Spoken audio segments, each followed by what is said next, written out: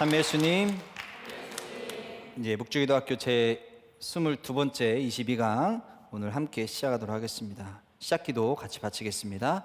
성부와 성자와 성령의 이름으로 복되신 성모님의 묵주는 저희를 하느님께 묶어주는 아름다운 사슬이며 저희를 천사들과 결합시켜주는 사랑의 끈입니다.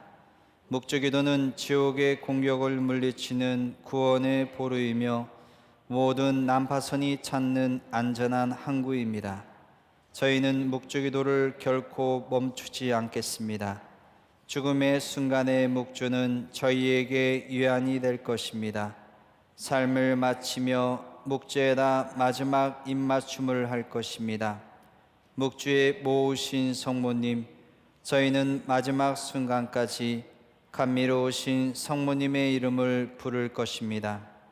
사랑하는 우리 어머니, 죄인들의 피난처, 슬퍼하는 이들의 위로자이신 성모님, 오늘도 영원토록 하늘 땅 어디에서나 찬미 받으소서. 아멘. 성부와 성자와 성령의 이름으로 아멘. 한 주간 잘 보내셨습니까? 예. 우리 저희들 22번째 묵주기도학교 강의 열도록 하겠습니다. 지난주까지 저희들은 고통의 신비 내용을 쭉 묵상을 했습니다. 그래서 고통의 신비 1단부터 5단까지 저희들이 쭉 같이 하나씩 함께 묵주기도 신비 안에서 우리가 어떻게 묵상하면 좋을지에 대해서 말씀을 드렸는데, 이 내용을 한번 요약을 됐으면 좋겠어요. 아버지의 뜻에 충실함으로써 치르는 대가는 고통의 신비들에서 분명하게 드러납니다. 매맞으시고 가시관을 쓰시며 십자가를 지시고 십자가 위에서 돌아가심으로써 주님께서는 극도의 고통 속으로 내던져지십니다. 보라, 이 사람을. 바로 그 우리가 바라본 그 사람이 하느님의 아드님이셨다는 거. 아버지 하느님께서는 우리를 너무도 사랑하시기 때문에 당신의 외아드님을 우리 죄를 대신 지어 갚을 수 있는 속죄 제물로 봉헌하셨다는 것입니다. 그래서 저희들은 지난번에 십자가의 길을 통해서 바로 고통의 신비의 내용들 좀 더 확장해서 고통의 신비는 십자가의 길과 함께 연결지어서 우리가 묵상할 수 있기 때문에 고린도 1서 13장 13절에 있는 말씀처럼 믿음과 희망과 사랑이 계속되는 것이 바로 십자가의 길이라는 것을 설명을 드렸습니다. 그래서 십자가 길 안에서 발견할 수 있는 5처 시몬의 이야기, 그리고 6처 베로니카, 그리고 8처 예루살렘 부인들은 바로 그리스도께서 십자가 길에 가는 길에 있어서 만나는 믿는 이들의 모습이에요. 십자가처럼, 곧 시몬처럼 강제로 그 십자가 길에 뛰어들게 되고, 베로니카처럼 스스로 그 길에 뛰어들었고, 예루살렘 부인들처럼 믿음 있는 이들은 그 길을 함께 따르면서 우리가 함께 구원받는 길로 나아가고 있다는 것은 십자가 길을 걸음으로써 우리가 믿음의 길을 드러내주고 있다고 볼 수 있는 것입니다. 또 한 가지는 예수님께서 넘어오신 3처와 7처와 9처, 곧 성령의 모습을 통해서 바로 우리가 세례받았음을, 그리고 세례받은 이들이 성령 치른을 통해서 성령의 9가지 열매를 맺는 바로 희망, 곧 예수님께서 3번 넘어지셨지만 3번 다시금 우리 구원을 위해서 일어나신 그 내용들을 함께 묵상했습니다. 그리고 저희들은 또 한 가지 성모님의 모습을 발견할 수 있습니다. 바로 4처에서 성모님이 예수님을 만나시는 장면, 그리고 12처에서 예수님께서 십자가에 매달려 돌아가실 때 그 아래 계셨던 어머니, 그리고 시신을 내렸을 때 예수님을 안고 있는 어머니까지 13처까지 총 3개의 장면에서 어머니의 모습을 발견할 수 있는데, 바로 어머니의 사랑, 곧 그 아드님의 길을 함께 걸으시면서 고통받으신 어머니의 길을 우리들도 우리가 그 길을 따랐을 때 우리와 함께 해주시면서 바로 위로해 주시고, 우리들이 그 길이 잘못되지 않았음을, 곧 주님의 길을 충실히 따르는 자녀들은 항상 어머니께서 돌봐주시고 이끌어 주신다는 것을 우리는 사랑의 길을 통해서 성모님의 모습으로 발견을 하고 있습니다. 십자가 길을 여러분께 믿음과 희망과 사랑과 연결해 주셔서 여러분 쭉 설명을 드렸습니다. 오늘 저희는 마지막 부입니다. 제5부 영광의 신비를 시작하게 되는데, 영광의 신비, 일단은 바로 우리들이 계속 신비 묵상을 하는 것처럼 신비를 선포하고, 그리고 성화상 묵상을 통해서 그리고 성경 말씀을 읽고 성경 말씀에 대한 묵상과 함께 침묵을 통해서 우리들은 그 신비에 더 깊이 있게 다가서게 되는데, 이 신비 선포 첫 번째는 뭡니까? 영광의 신비, 일단은 예수님께서 부활하심을 묵상합시다 합니다. 부활에 대한 내용을 우리가 오늘 같이 묵상하게 될 거예요. 그래서 성화상을 보면 이 영광의 신비는 묵주기도의 복되신 동정만의 대성전에 있는 바로 성화를 보면 입구 오른쪽에 영광의 신비 5장면이 표현이 되어 있습니다. 그래서 그 첫 번째 내용을 보면 이렇습니다. 영광의 신비 일단은 바로 예수님께서 부활하시는 장면을 바로 성화로서 표현했는데, 여기 부활하신 장면을 보면 가운데에 저렇게 손을 펴고 계신 모습, 손에는 바로 못자국이 있습니다. 그리고 당신의 발에도 못자국이 있고 약간 옷이 내려온 그 옆구리에 상처가 표현되어 있는 것도 바로 창이 찔린 모습을 표현했는데, 예수님께서 그 상처를 드러내 보이시면서 당신 모습을 보여주시는데, 거기에는 후광에 뭐라고 써있느냐? 나는 부활이요 생명이다 라는 말씀이 바로 글씨로 표현되어 있습니다. 그리고 그 왼쪽에 보면 여인들이 있어요.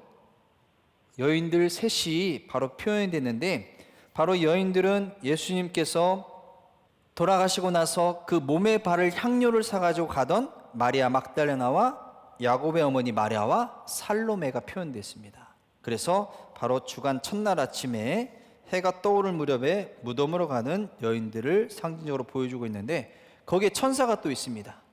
아마 여러분들이 예수님의 부활 사화를 보게 되면 천사가 바로 무덤에 있는 그 돌을 치워내고 그 위에 앉아 있는 것을 바로 여인들이 나중에 발견하게 되고, 거기에 있던 경비병들은 어떻게 합니까? 놀라서 두려움에 떨면서 까무러쳤다라고 말할 정도로 굉장히 그 상황은 그 경비병들, 특별히 그 앞을 지키고 있는 밝히면 다 뒤집어져서 넘어질 정도로 굉장히 공포스러운 모습일 수도 있고, 차마 자신들이 상상할 수 없는 일이 지금 일어난 것이기도 하죠. 그리고 저렇게 천사가 종려나무 가지를 손에 들고 있는 모습은 바로 종려나무, 빨마나무가 바로 상징하는 것이 승리입니다. 죽음에서의 승리. 그래서 죽음의 승리를 상징하면서 이 천사들은 바로 말씀을 펴들고 서 있어요. 그래서 바로 말씀하신 대로 그분께서 되살아나셨다라는 말씀을 표현하고 있고, 반대쪽인 천사는 알렐루야, 주님을 찬양하여라. 우리가 사순시기 동안에는 알렐루야를 노래하지 않죠? 그런데 이제 부활 성야부터 시작되는 그 시기는 이제 알렐루야, 곧 기쁨으로 우리가 찬양 드리는 노래. 왜? 주님께서 죽으셨다가 부활하셨기 때문에 그 기쁨을 드러내는 알렐루야를 노래하게 되는 것입니다. 그리고 맨 위에 보시면 바로 요나가 그려졌어요. 요나. 왜 요나가 그려졌을까요? 요나는 사흘 밤낮을 큰 물고기 뱃속에 있다 살아나죠. 바로 무덤에서 예수님께서 사흘 만에 부활하셨다는 것을 상징적으로 말해주는 것입니다. 근데 반대쪽에 누구냐? 라자로가 그려져 있습니다. 왜? 무덤에 있던 라자로가 예수님께서 라자로야 나오너라 하시면서 그를 소생시키시죠. 살리신 거예요. 그래서 이걸 같이 표현하면서 무덤에 3일간, 사흘이란 날짜와 그리고 죽으셨던 분이 되살아났다는 것을 바로 요나와 라자로를 통해서 보여주고 있는데, 가운데 새 한 마리가 또 그려져 있습니다. 여러분들이 지난주에 보셨던 것처럼 바로 예수님 돌아가실 때 새가 뭐였습니까? 펠리칸이라는 새가 있었어요. 그 펠리칸이라는 새는 자신의 부리로 심장을 쪼으면서 심장에서 흘러나온 피를 새끼들에게 먹이면서 예수님께서 십자가에 바로 피를 흘리고 돌아가신 장면을 우리가 펠리칸 새와 연결시켰는데, 여기는 뭐냐? 피닉스라는 불사조가 표현되어 있습니다. 왜 불사조냐?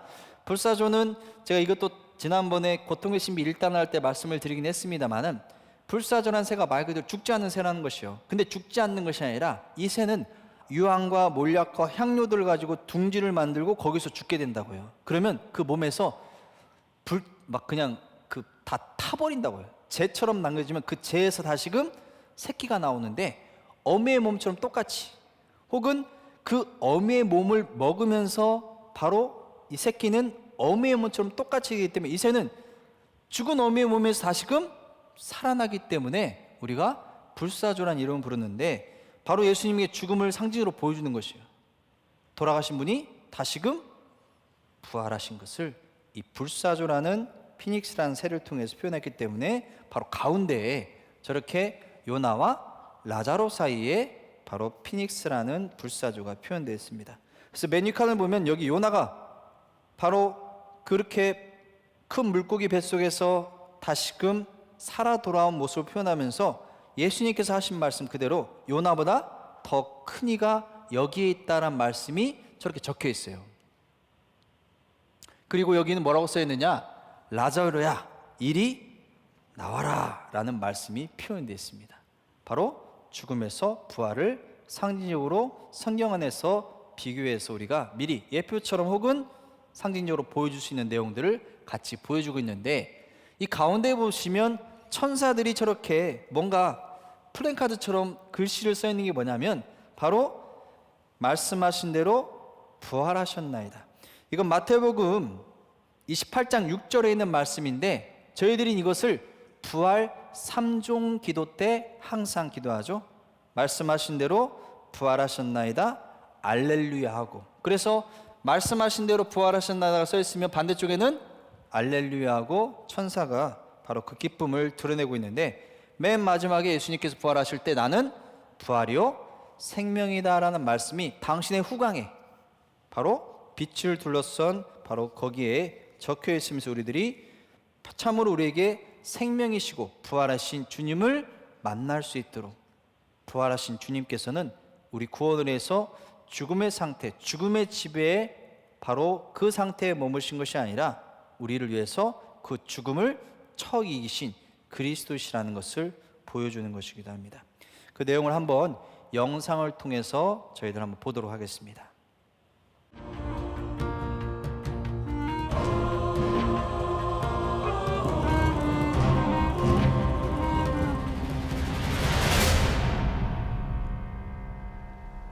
And on the Sabbath they rested according to their commandment.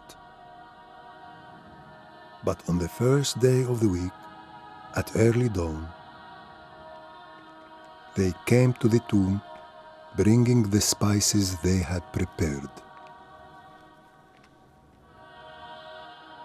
Look over there! Do you see?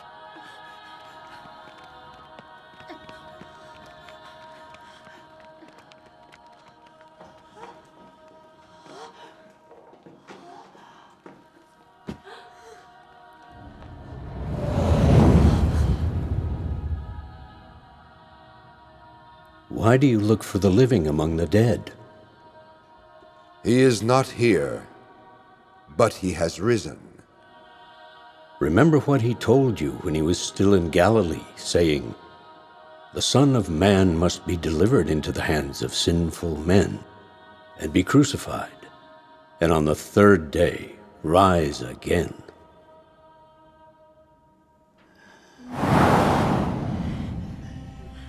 We must tell all of them. Come on, come on.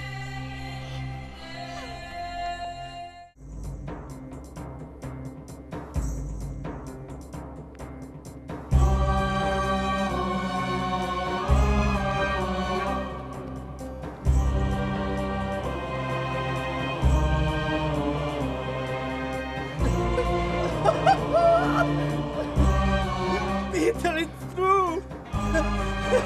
He's risen! He is risen! He is risen! He is risen indeed! 뛰어온 두 사람 누구예요? 베드로하고 요한이에요. 그래서 마지막까지 저 장면에서 바로 여인들에게 첫 번째로 부활하신 예수님께서 나타나신 그 대상은 바로 마리아 막달레나였고, 또 여인들에게 천사들이 그 소식을 전한 것이었어요. 그리고 나중에 제자들이 그걸 확인하기 위해서 빈 무덤으로 뛰어오는 모습까지 보셨는데, 바로 성경 말씀 통해서 그 내용을 더 구체적으로 한번 저희들이 묵상할 수 있는 자리가 되셨으면 합니다. 잠시 한번 여러분들 말씀드리지만 한번 눈을 감으시거나 혹은 화면을 보시면서 그 말씀을 함께 따라가시면 되겠습니다. 내가 진실로 진실로 너희에게 말한다. 너희는 울며 애통해하겠지만 세상은 기뻐할 것이다. 너희가 근심하겠지만 그러나 너희의 근심은 기쁨으로 바뀔 것이다. 이처럼 너희도 지금은 근심에 쌓여 있다. 그러나 내가 너희를 다시 보게 되면 너희 마음이 기뻐할 것이고 그 기쁨을 아무도 너희에게서 빼앗지 못할 것이다. 주간 첫날 새벽 일찍이 그 여자들은 준비한 향료를 가지고 무덤으로 갔다. 그런데 갑자기 큰 지진이 일어났다. 그리고 주님의 천사가 하늘에서 내려오더니 무덤으로 다가가 돌을 옆으로 굴리고서는 그 위에 앉는 것이었다. 그때 천사가 여자들에게 말하였다. 두려워하지 마라. 너희가 십자가에 못 박히신 예수님을 찾는 줄을 나는 안다. 그분께서는 여기에 계시지 않는다. 말씀하신 대로 그분께서는 되살아나셨다. 와서 그분께서 누워 계셨던 곳을 보아라. 그러니 서둘러 그분의 제자들에게 가서 이렇게 일러라. 그분께서는 죽은 이들 가운데에서 되살아나셨습니다. 이제 여러분보다 먼저 갈릴리아로 가실 터이니 여러분은 그분을 거기에서 뵙게 될 것입니다. 이것이 내가 너희에게 알리는 말이다. 그대가 예수님은 주님이시라고 입으로 고백하고 하느님께서 예수님을 죽은 이들 가운데에서 일으키셨다고 마음으로 믿으면 구원을 받을 것입니다. 그러자 예수님께서 그에게 이르셨다. 나는 부활이요 생명이다.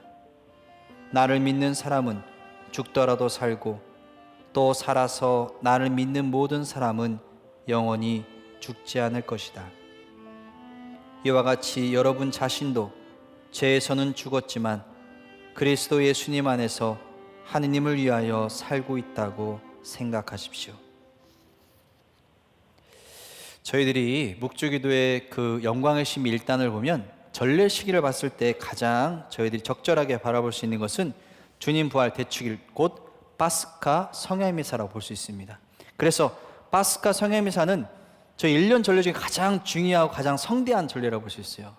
전례식도 전례식이지만 여러분이 그때 미사에 참석하셨을 때 그 밤에 우리가 함께 드리는 미사는 1년 전례 중에 가장 중요한 전례이기 때문에 형식적인 것뿐만 아니라 말씀에 대한 묵상뿐만 아니라 저희들이 세례받았을 때 기억도 다시금 떠올릴 수 있도록 모든 것들이 곧 그 자리에서 세례식까지 이루어지는 가장 중요한 전례라고 볼 수 있는데, 이날 우리가 전례 때 기도문을 보면 본기도에서는 바로 부활로 이 거룩한 밤을 비추셨다는 말을 쓰고 있습니다.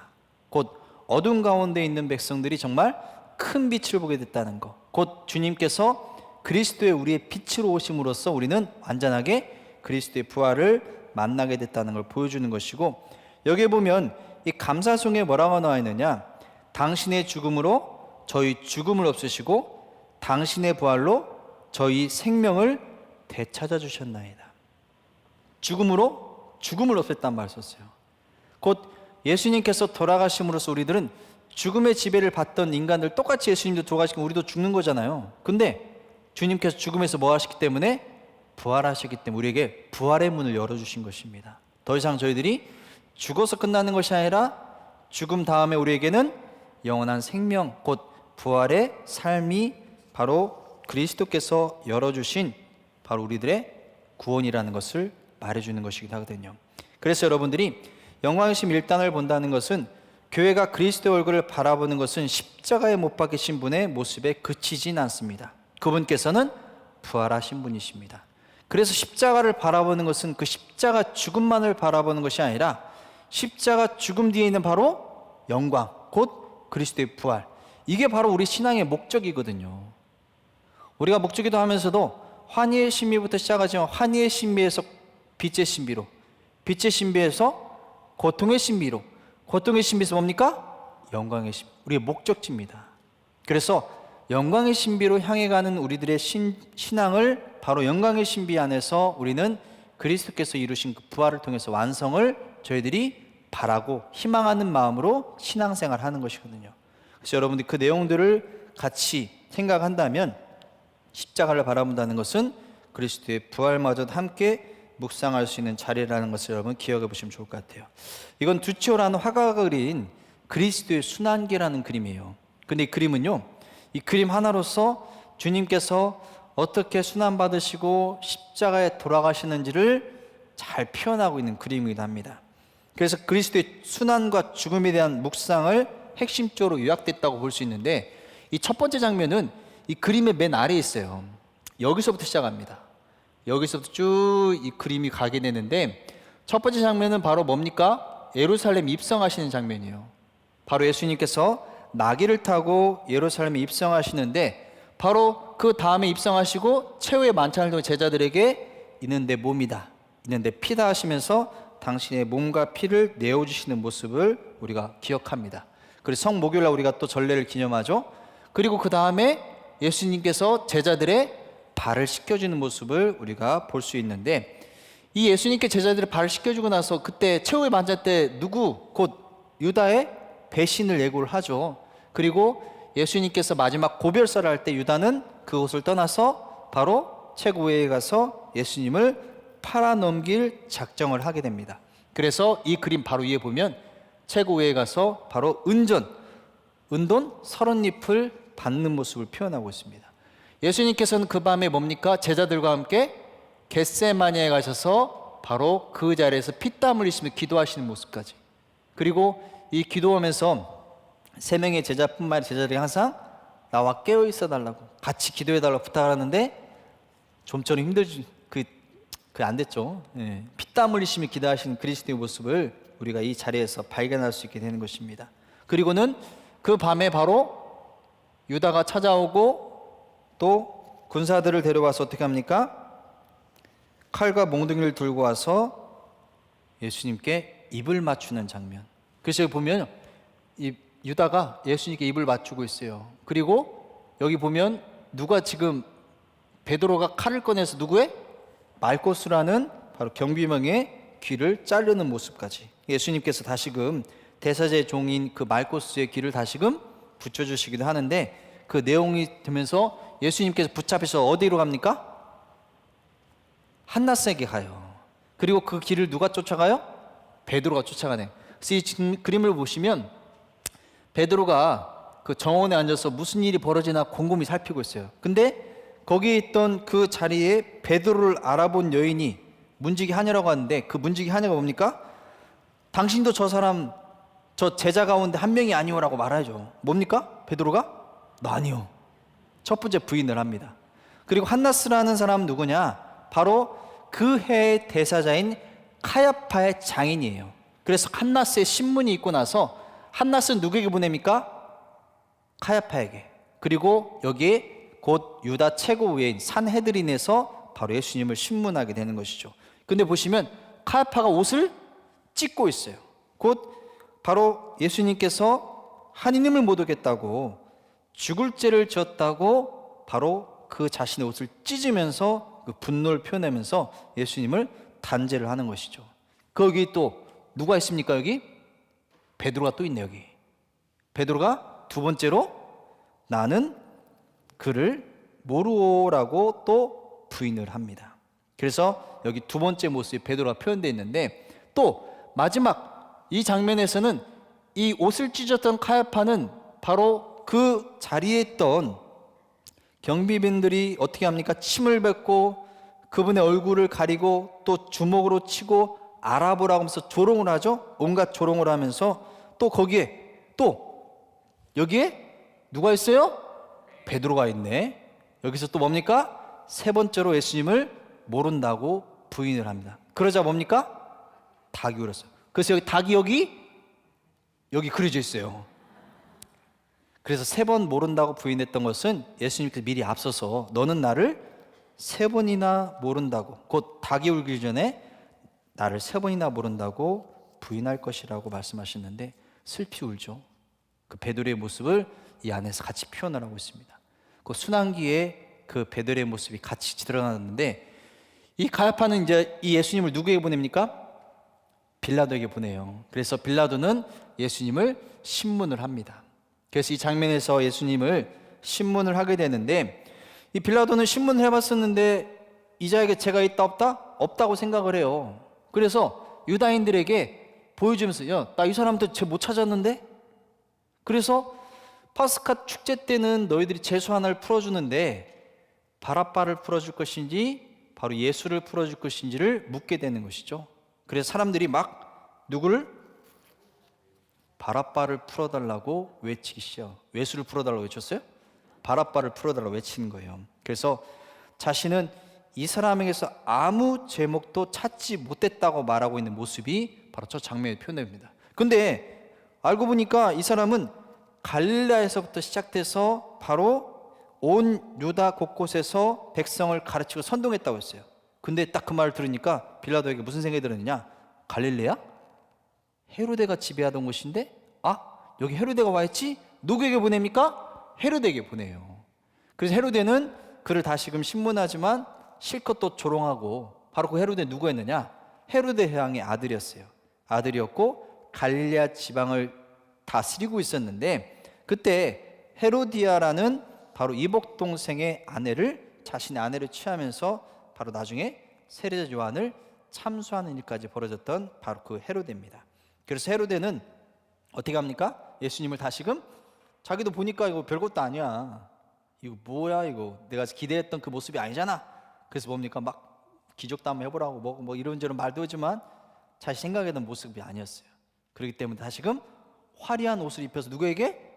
빌라도에게. 그리고 빌라도와 헤로데가 그때 다시금 원수지가 있는데 친구가 됐다고 그래요. 그래서 이렇게 옷을 입히는 장면, 그리고 옷이 입힌 채로 다시금 빌라도에게 넘어가는 장면입니다.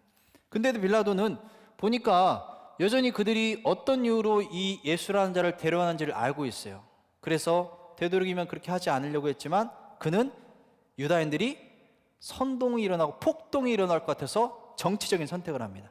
유다인들은 참 뭐냐면요, 유다인들이 빌라도에 데려올 때 그 안으로 들어가면 부정을 탈까봐 딱 보시면요, 경계면에 있어요.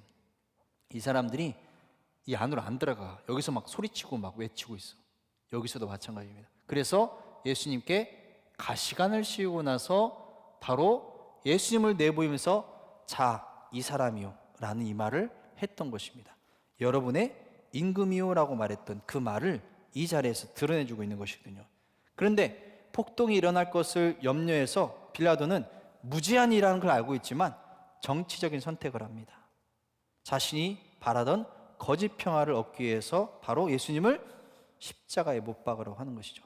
그래서 십자가에 못 박으라고 처형하는데, 바로 자기는 이 죄에 대해서, 이에 대해서 자신은 아무 관련이 없다는 것에서 뭐래요? 손을 씻습니다. 손을.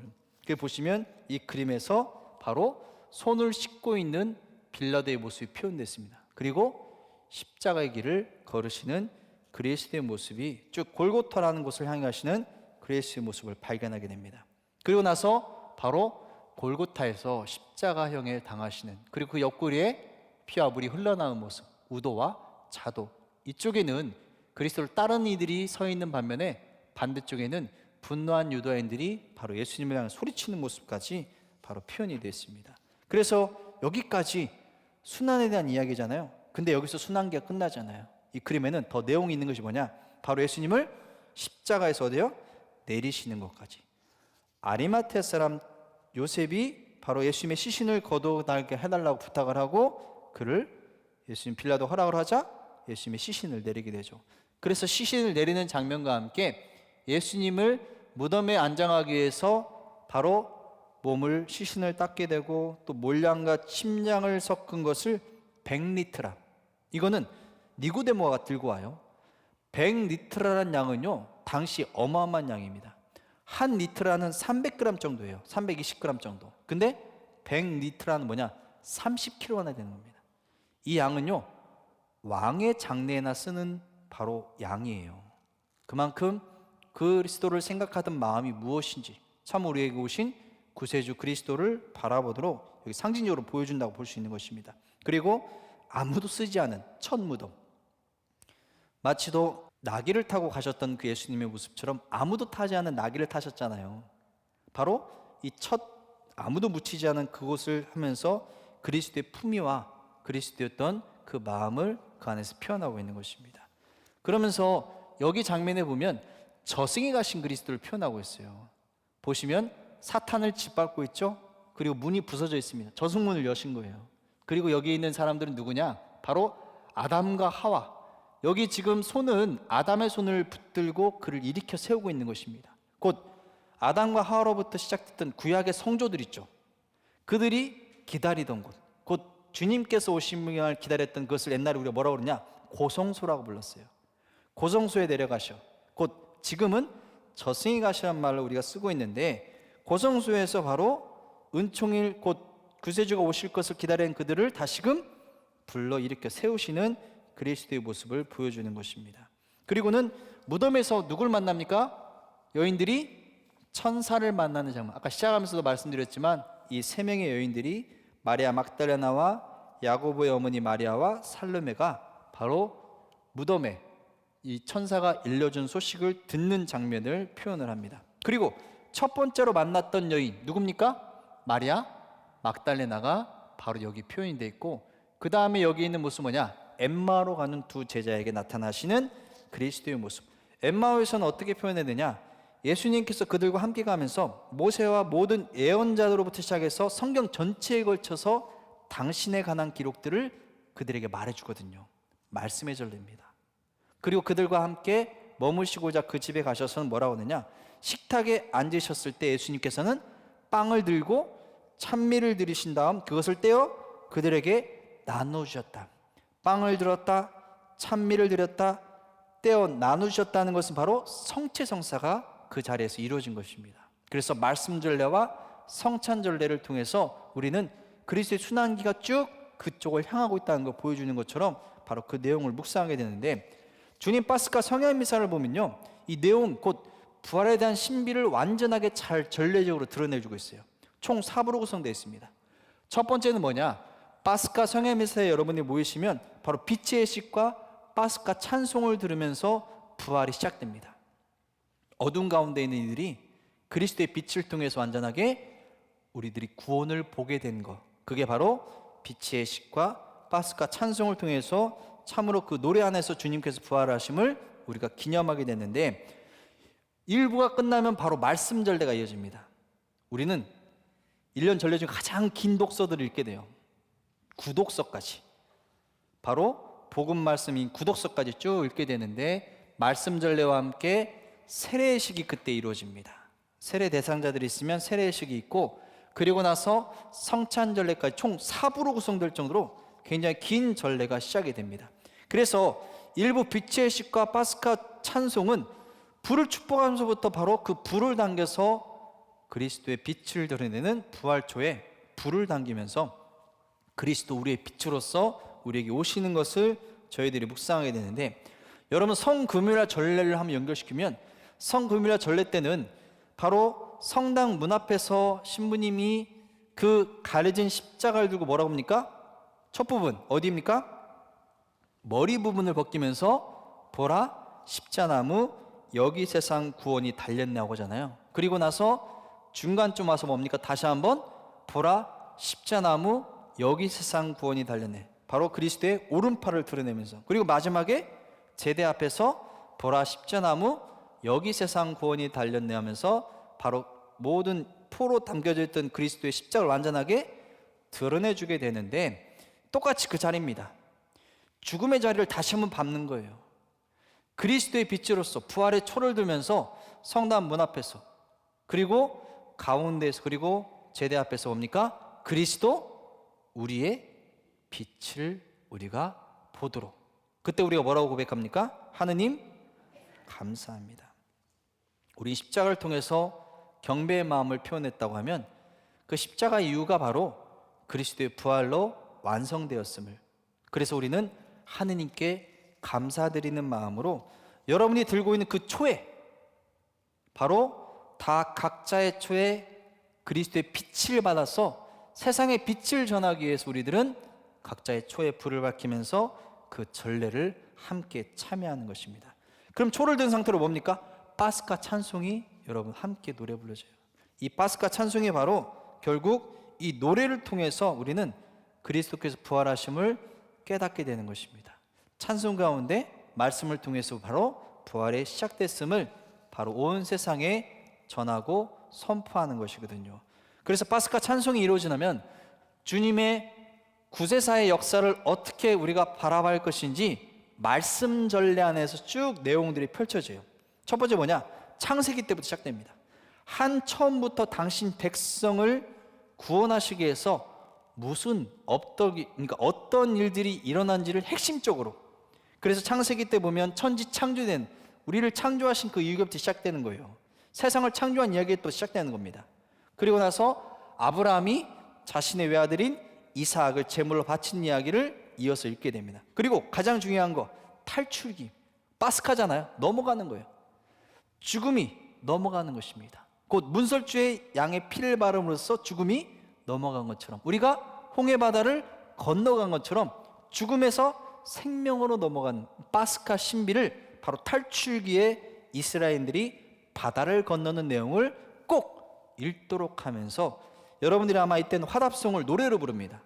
화답송 우리가 따로 응하지 않고 바로 주님의 말씀입니다라도 없이 그냥 노래로 이어지는데, 주님을 찬양하세 그지없이 높으신 분 기와와 기병을 바다에 쳐넣으셨네 하면서 이렇게 노래하면서 바로 그 신비, 죽음에서 부활로 넘어가는.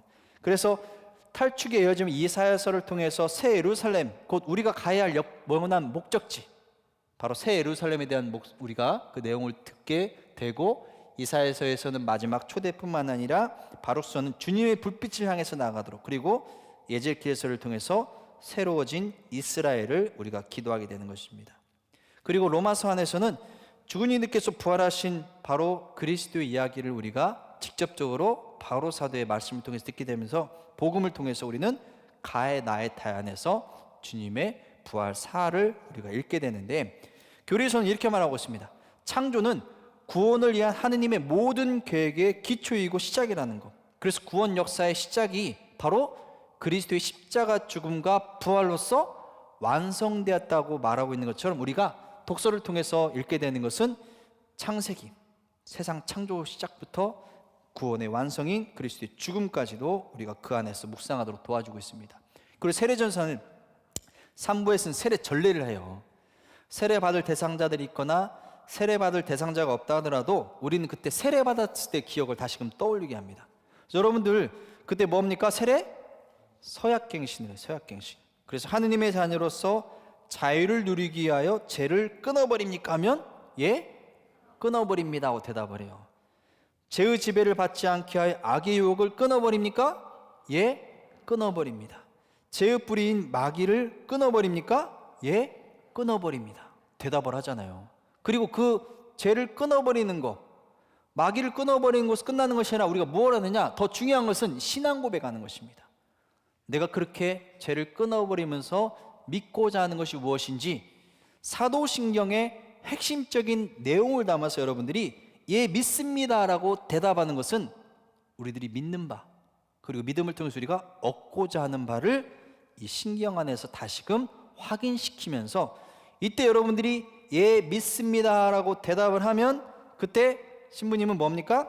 성수를 가지고 여러분들에게 성수를 뿌리면서 바로 여러분들이 세례받았을 때의 그 기억처럼 다시금 새로워질 수 있는 그 은총의 자리가 되는 것이 바로 세례 서약 갱신을 통해서 우리가 이때 응답송처럼 성전 오른쪽에서 흘러나오는 물, 예수님 옆구리에 나온 피와 물, 곧 세례 성사를 상징한 이 물을 통해서 우리들은 이 성체 성사 안에서 그 피를 통하는 성체 성사를 통해서 바로 우리가 구원의 시작이 되고 또 구원의 완성이 그리스도의 죽음과 부활을 통해서 보여주고 있는 것을 이때 세례 받으면서 저는 그 이전에 나는 죽고 세례 받으면서 그리스도인으로 새롭게 태어났기 때문에 그 내용을 같이 연결짓는 것입니다. 제가 지금 저렇게 세례 서약갱신을 하면 이제 성수를 뿌리잖아요. 근데 여러분들이 아마 그 성수를 뿌리는 예식은 뭐냐면 저희들이 세례 받았을 때 그 기억을 다시금 회복시키는 것입니다. 내가 왜 세례 받았는지. 세례 받았다는 것은 뭐냐? 우리가 영원한 생명을 얻기 위해서 여러분들이 세례 받았던 그 기억을 떠올리면 부활은 그 세례의 완성이라고 볼 수 있는 거예요. 우리들이 신앙한 이후에 완성이라고 볼 수 있는 것인데, 이 내식이 이제 성찬절례를 통해서 완전하게 성대하게 마무리 지으면서 여러분들이 부활 성회미사, 곧 주님 부활 대축일에 파스카 성회미사를 거행하게 되는 바로 부활로 나아가도록 준비시키는 거예요. 얼마나 중요한지, 얼마나 의미가 있는지를 저희들이 그 시간을 통해서 드러내주고 있는 것이기도 하거든요. 그래서 저희는 그리스도의 순환기를 아까 보셨습니다마는 여기는 그리스도의 순환기로 끝나는 것만이 아니라 이 원래 그림을 보면 이렇습니다. 이 그리스도 순환기 위에 또 위에 그림이 있어요. 뭐냐? 예수님의 부활에 대한 이야기가 표현되어 있습니다. 제자들에게 나타나신 그리스도께서 바로 문이 잠겨 있었지만 평화가 너희와 함께하고 나타나시죠. 그리고 토마스에게 나타나시는 그리스도의 모습, 옆구리를 보여주잖아요. 토마스가 그 옆구리에 손을 넣으려고 하는 거. 그리고 제자들이 고기를 잡기 위해서 바로 거기에 있을 때 배 오른쪽에 그물을 던지라고 하시면서 바로 그 자리에 있던 베드로는 옷을 걸쳐 입고 호수로 뛰어드는 모습. 그리고 네 번째는 뭐냐? 바로 예수님께 제자들이 모였을 때 먹을 것이 없느냐고 하면서 물고기 한 토막을, 바로 구운 물고기를 먹게 되는 모습. 그리고 주님께서 베타니아에서 승천하시는 그 모습이 표현되어 있습니다. 그리고 마지막으로 뭡니까? 성령 강림의 모습까지 쭉 내용이 표현되어 있는데, 부활의 우리가 시기를 보면 바로 부활 성야미사를 통해서 파스카 성야미사가 시작되면 언제 끝납니까? 성령 강림 대축일까지 이 8주간이에요. 성령 강림 대축일 50일간의 시간은 8주간의 시간이고, 부활 대축일부터 시작되면 바로 부활 8일 축제를 우리가 보내게 되는데, 이 8이라는 의미는 뭐냐? 새로운 창조가 시작됐다는 걸 보여주는 겁니다. 하느님께서 세상을 창조하신 그 7일간의 시간뿐만 아니라 우리에게 새로운 날, 새로운 창조, 새 생명이 시작되는 제8요일의 의미가 바로 부활의 의미 안에서 부활 8일 축제와 바로 성령 강림 대축일을 통해서 완성되는 그리스도의 부활을 우리가 전례적으로 기념하게 되는데, 우리가 그렇습니다. 사순회에서 부활로 묵상했던 그 시기는 죽음에서 생명으로 넘어가는 것이었어요. 우리 모두가 그렇습니다. 죽을 인간이 다시금 그리스도의 죽음과 부활을 통해서 우리가 영원한 생명을 얻게 되었다는 것, 그걸 이루시고자 바로 원조들의 죄를 통해서 우리에게 시작됐던 그 죽음을 바로 쳐 이기시고 부활로서 우리들이 영원한 생명을 얻도록 하신 것이 하느님 아버지의 뜻이었고, 당신 아드님께 순명하시면서 기꺼이 십자가를 지고 가시고 그 십자가에 매달려 돌아가신 이유였고, 부활을 통해서 그 길이 완성되었으며, 성령께서는 그 길을 우리가 주님께서 다시 오실 때까지 계속 이어갈 수 있도록 죽음에서 생명으로 우리에게 구원의 길을 열어주신 것입니다. 그래서 당신의 죽음으로 저희 죽음을 없애신 것입니다. 그리고 당신의 부활로 저희 생명을 되찾아주신 주님께서 참으로 부활하신 우리가 기념하고 기억하면서 기도하는 것. 그래서 주님 부활에 대한 내용은, 주님 무덤 성당이지만 이 자리는 곧 부활의 자리이기 때문에 주님 부활 성당이라고도 부를 수 있는 것이에요. 곧 죽음 안에서 우리는 부활을 발견하고, 부활을 통해서 우리들은 그리스도의 죽음을 기억하도록 하는 것입니다. 마지막으로 여러분들 이 내용들 쭉 연결져서 묵상하면서 마침 묵상글로 여러분 기도하는데 여러분 도움드리도록 이 묵상 정리를 해보도록 하겠습니다. 영광이신 제1단 예수님께 부활하신 묵상합시다를 통해서 우리들은 교회가 그리스도의 얼굴을 바라보는 것은 십자가에 못 박히신 분의 모습에 그치지 않고 그분께서 부활하신 분이라는 것을 꼭 기억하시면 감사하겠습니다. 묵주기도의 신비묵상은 환희에서 빛으로, 빛에서 고통으로, 고통에서 영광으로 향합니다. 영광의 신비는 묵주기도의 목적지이며 관상의 완성입니다. 그리스도 죽은 이들 가운데서 부활하셨도다.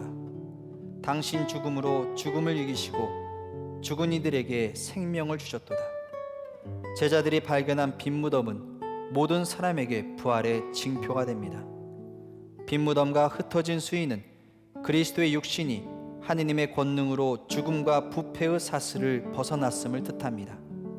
부활은 역사 속 사건이지만 역사의 차원을 부수고 이를 넘어서는 사건입니다. 베드로는 형제들의 믿음을 굳건하게 해주도록 부름을 받았기에 그들보다 먼저 부활하신 그분을 보았고, 그의 증언을 듣자 공동체는 정녕 주님께서 되살아나시어 시몬에게 나타나셨다고 외칩니다. 그리스도께서 되살아나지 않으셨다면 우리의 복음 선포도 헛되고 여러분의 믿음도 헛됩니다. 파스카 성야미사에서 사제는 이렇게 찬송합니다. 오 참으로 복된 밤, 그리스도께서 저승에서 부활하신 밤, 너 홀로 그 시와 때를 알았네. 우리의 빛이신 그리스도께서는 모든 죄악을 몰아내고 모든 허물을 씻어주고 슬퍼하는 이들에게 기쁨을 찾아주십니다. 그리스도 부활의 기쁨을 잊게 만드는 어떠한 슬픔도 채워서는 안 됩니다.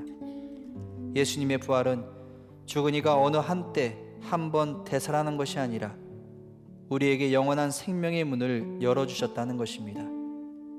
예수님께서는 당신의 죽음을 통해서 우리를 죄에서 구해주시고 당신의 부활을 통해서 우리에게 새 생명을 주셨습니다. 그러므로 주님 부활 대축일 미사에 참석한 이들은 사제의 강복을 받고 파견되며 부활의 기쁨으로 환호합니다. 하느님 감사합니다. 할렐루야, 할렐루야. 예, 오늘 강의 잘 들으셨습니까? 예, 벌써 영광의 심 1단을 함께하게 되는데 마지막으로 여러분들 묵주기도에 모으신 성모님께 바친 기도를 함께 바치면서 강의를 마치도록 하겠습니다. 성부와 성자와 성령의 이름으로. 묵주에 모으신 성모님, 성령으로 말미암아 구원의 첫 전달자가 되셨으니 당신께서 가신 길은 예수님께 인도되는 생명의 길입니다.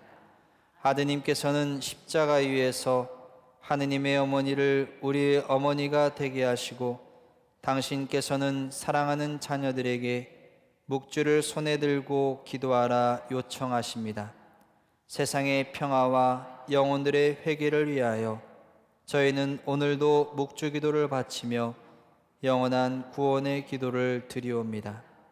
믿는 이들의 모범이시며 겸손한 이들의 희망, 사랑하는 우리 어머니 저희를 위하여 빌어주소서. 아멘. 성부와 성자와 성령의 이름으로 아멘. 감사합니다.